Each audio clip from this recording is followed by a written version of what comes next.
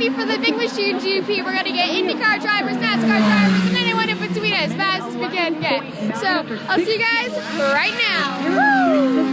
On the board.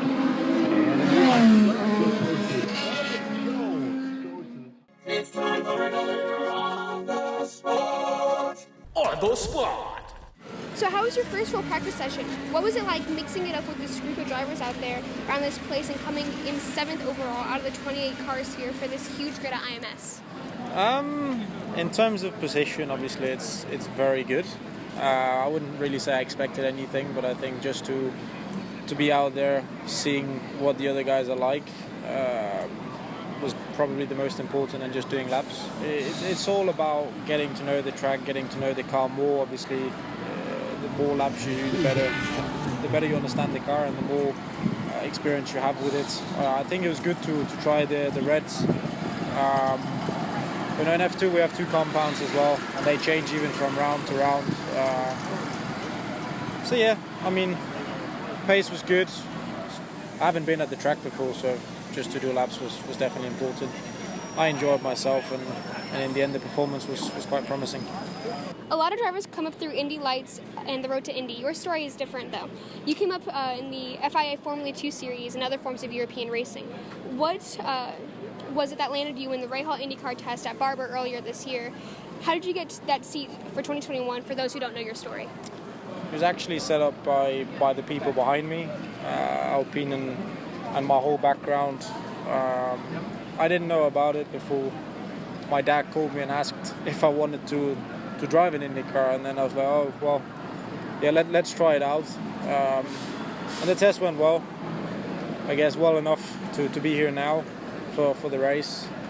So I wouldn't really say it was something that we were looking at, but the option has come to our attention, and I think it's something good to explore. And I think also that's why we're here to explore it. Nothing is set for 2022, so all to play for. How big of a difference is it to go from testing alone in a style of a car you're not very familiar with compared to a practice session months later where you have to take this rocket of a car with no power steering and go wheel to wheel with these guys? F2 doesn't have power steering either, but I think driving alone at a track is one thing. Testing, lap time is not really important. It's the performance that you do. So to come here, I think we proved the pace we had at the test today, so far at least. So let's see if we can do that again later.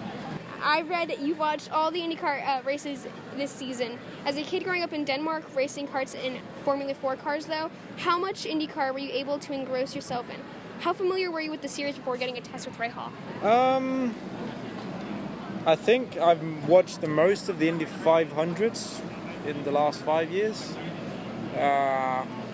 I mean, I know the history. I don't know it specifically. Obviously I've heard about it in Indy 500. It's such a big race. It brings you attention to the series itself when you watch some of the races. It's great fun. I mean, the racing over here is proper racing. They race hard, where in F1 it's all due to tire management and so on, and the aerodynamics kind of dictates the race, where here it's hard racing and you need to be flat out every lap. Are there any drivers in this series you can't wait to race for position out on the track? Someone you'll brag about passing to your friends back home later? Not really. I think every competitor is a competitor. Most important is beating everyone else than yourself. So to win you got to finish, but to finish you also got to beat everyone else. And I'm here to learn. I'm not going to say I'm going to finish whatever, but obviously I'm always hoping for the best. I wouldn't complain coming home with a victory. As excited as you are to just be on the road, of course, here at IMS, what thoughts come to mind when you see that famous oval, the Indy 500, something you'd be interested in running? Yeah, I've never done an oval, so I don't really know. I don't know what I would think of it. I mean, it's to be here is quite crazy. Because you've seen it on TV, but again, growing up, you watch TV and you watch F1. But it's experience. It's growing old, telling your children about it, which I would probably say is the best part of it. But I'm enjoying myself now, and then I can rest when I get old. And that is it for the Big Machine GP. I hope you guys enjoyed. I had loads of fun here interviewing the new guys and the old guys.